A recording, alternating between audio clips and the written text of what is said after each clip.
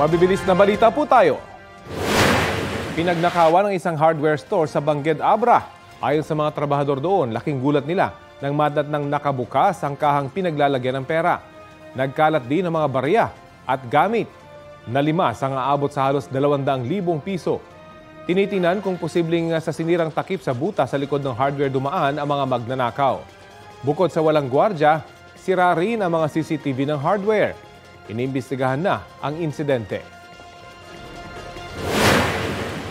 Isa ang nasawi matapos masunog ang nasa 30 bahay sa Bacoor, Cavite.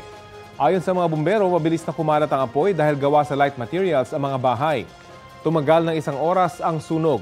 Inaalam pa ng mga otoridad ang sanhi ng apoy at halaga ng pinsala. Patuloy namang hinahanapan ng matutuluyan ang mga nasunugan. Kapuso, alamin ang maiinit na balita. Bisitahin at mag-subscribe sa GMA Integrated News sa YouTube. Sa mga kapuso abroad, samahan niyo kami sa GMA Pinoy TV at sa www.gmanews.tv.